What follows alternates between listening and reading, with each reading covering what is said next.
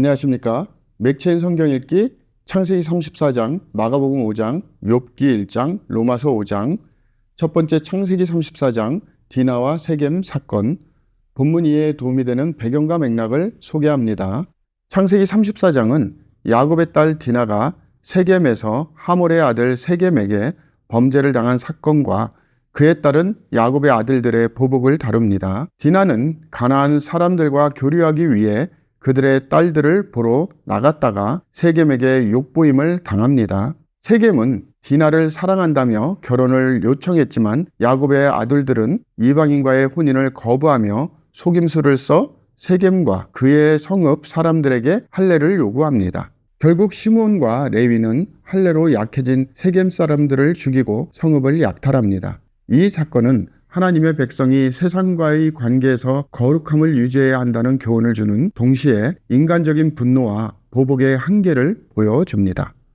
본문의 중요 구절을 소개합니다. 창세기 34장 26절에서 27절. 칼로 하몰과 그의 아들 세겜을 죽이고 디나를 세겜의 집에서 데려오고 야곱의 여러 아들이 그 시체 있는 성읍으로 가서 노략하였으니 이는 그들의 누이를 더럽힌 까닭이라. 본문을 적용하는 데 도움이 되는 가이드라인입니다. 오늘날 우리는 인간의 죄와 그로 인한 갈등이 얼마나 큰 고통과 혼란을 초래할 수 있는지 깨달아야 합니다. 디나와 세겜 사건은 정욕과 복수심이 공동체와 관계를 얼마나 파괴할 수 있는지를 보여줍니다. 이는 우리에게 죄의 유혹을 경계하며 정의와 화해를 이루기 위해 하나님의 지혜와 인도하심을 구해야 함을 가르칩니다. 두 번째 마가복음 5장, 거라사인의 귀신 들린 자와 예수님의 권세. 본문 이해에 도움이 되는 배경과 맥락을 소개합니다. 마가복음 5장은 예수님께서 거라사인의 지방에서 귀신 들린 자를 고치신 사건으로 시작됩니다. 이 사람은 내 이름은 군대니 우리가 많음이니이다고 할 만큼 많은 귀신에 사로잡혀 무덤 사이에서 거하며 쇠사슬로도 제어할 수 없었습니다. 예수님은 귀신들을 돼지떼에 들어가게 하셨고 돼지들은 바다로 몰살했습니다. 이어지는 본문에서 혈루증 앓은 여인이 내 믿음이 너를 구원하였으니 평안히 가라는 말씀을 듣고 고침을 받았으며 회당장 야이로의 딸이 예수님의 능력으로 죽음에서 살아나는 기적을 경험합니다. 이 장은 예수님의 권세와 믿음의 능력을 강조하며 하나님의 구원이 육체적, 영적 필요를 모두 충족시킨다는 것을 보여줍니다. 본문의 중요 구절을 소개합니다. 마가복음 5장 36절. 예수께서 그 하는 말을 곁에서 들으시고 회당장에게 이르시되 두려워하지 말고 믿기만 하라 하시고.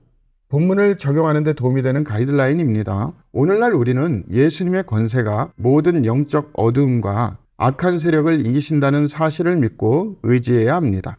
거라사인의 귀신 들린 자를 자유케 하신 예수님의 사역은 우리의 삶 속에서도 두려움이나 절망 가운데 있는 사람들을 하나님의 능력으로 해방시킬 수 있음을 보여줍니다. 그러므로 우리는 예수님의 권세를 신뢰하며 그분의 이름으로 기도하고 행동함으로써 세상 속에서 자유와 치유를 전하는 삶을 살아야 합니다. 세 번째, 욥기 1장, 욥의 시험과 신앙의 고백. 본문 이해에 도움이 되는 배경과 맥락을 소개합니다. 욥기 1장은 의로운 사람 욥이 하나님의 허락 아래 사단의 시험을 받는 장면을 다룹니다. 욥은 하나님을 경외하며 악에서 떠난 자로 묘사되며 그의 경건은 그가 자녀들을 위해 번제를 드리는 모습에서 잘 드러납니다.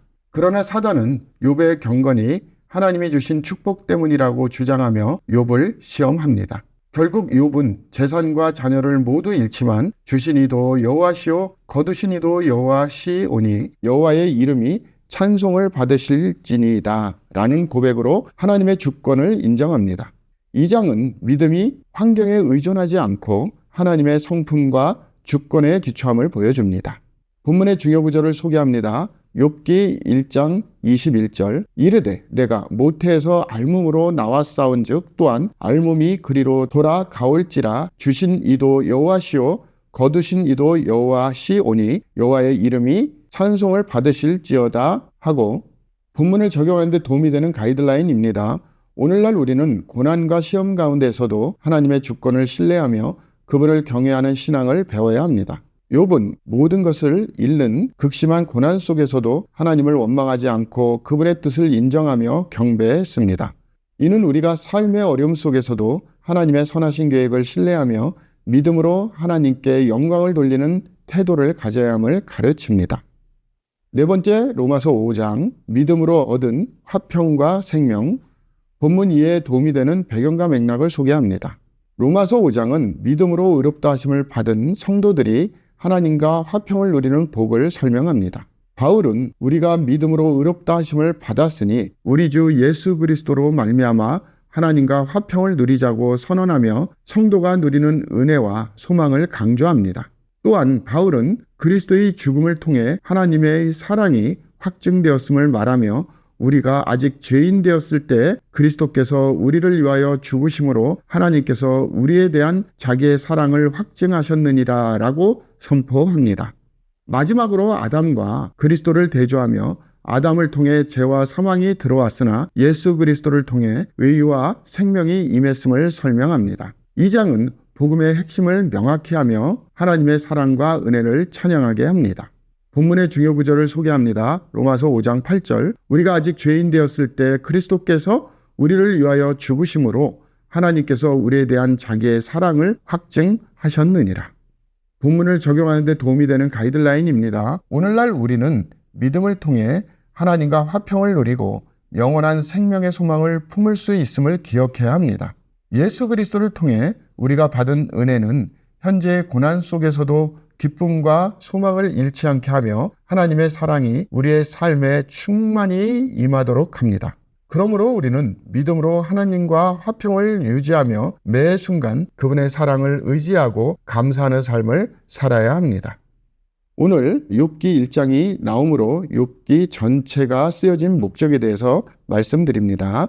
욥기는 고난과 하나님의 주권에 대한 신학적 이해를 제공하기 위해 쓰여졌습니다. 이 책은 인간의 고난이 반드시 죄의 결과가 아님을 보여주며 하나님의 계획은 인간의 이해를 초월한다는 것을 강조합니다.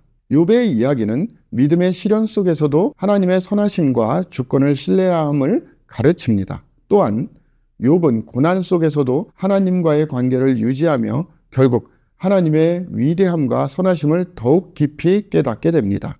욥기는 인간의 한계와 하나님의 주권, 그리고 고난 속에서도 하나님의 계획이 신실하게 이루어진다는 진리를 가르칩니다. 감사합니다.